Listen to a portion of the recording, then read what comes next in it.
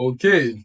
Hi guys, welcome back to the Flutter Benders channel. Should I even say Happy New Year? Because man, this is almost the end of February. Sorry it took me so long to, release a new video for that. So I put out a tweet a couple of days ago that what if I could teach you how to actually launch a URL in Flutter for iOS without using a package? And quite a number of people were asking me, how is that going to be possible? Well, with God, all things are possible, right? It can be possible.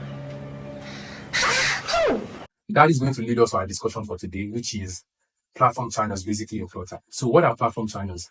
Imagine how we communicate to God through the Holy Spirit. When we pray to God, He then sends the Holy Spirit to, comfort us, tell us things and all of these things. That is exactly how platform channel works. There is your UI side, right, which is Flutter, that is the client. Then there is the host platform, right? And then there's the method channel. So the method channel is the channel in which your Flutter app actually communicates to native code to then, be able to access native functionality and then make use of it in your app. So see God as the host, you as the client, and then Holy Spirit as the method channel. That's exactly how platform channel works. So today we are going to be launching a URL, right, on iOS in Flutter without actually using a package. So guys, just follow me through this code and then let's build something nice. Guys, the first thing we are going to be doing is creating our method channel object, which is this. We're also going to give it a name, and then we're going to call it sample/method channel. We're also going to import the Flutter services.dat library. After this, we're going to create a method called launch URL, and it's going to be an async method. We are then going to call our method channel.invoke method and also wrap it in a try catch block. If we go into our invoke method, we'll see that we have the string method and then dynamic arguments. This string is the name of our method, and the arguments are things we would like to pass on to the native side.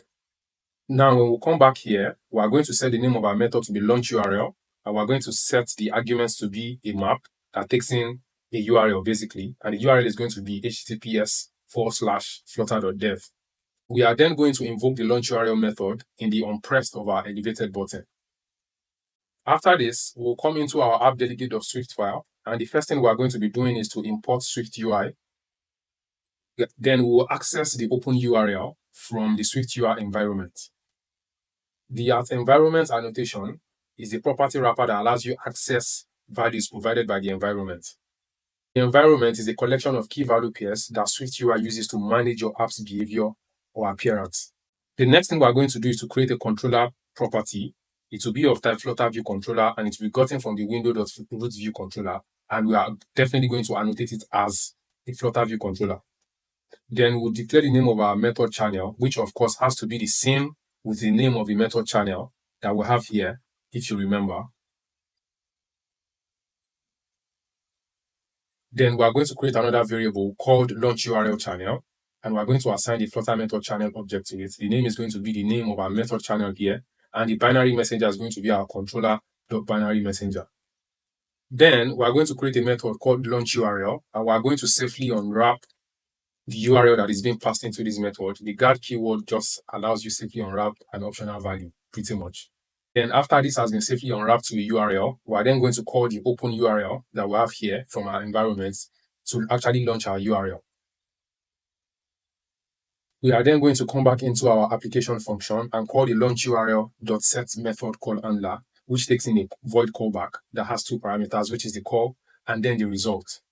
And inside this callback, we are going to check that if our call.method equals to launch URL, which is the same as the launch URL name that we provided here, then we are going to create a variable called arguments, which is, of course, the arguments that we passed in here, which is a map of string, right? And then we're going to set the same thing here. And we're going to set our URL to be our arguments at the key of URL because, of course, it is a map. Then we're going to call this launch URL method here. And pretty much that is all. So now let us run our code and test out what we have just done. And now, when we click on this launch button, we can then see that it launches the flutter.dev URL for us in our browser window, basically. So I hope you guys have been able to learn something new from here today, and I'll see you guys in the next video. Peace.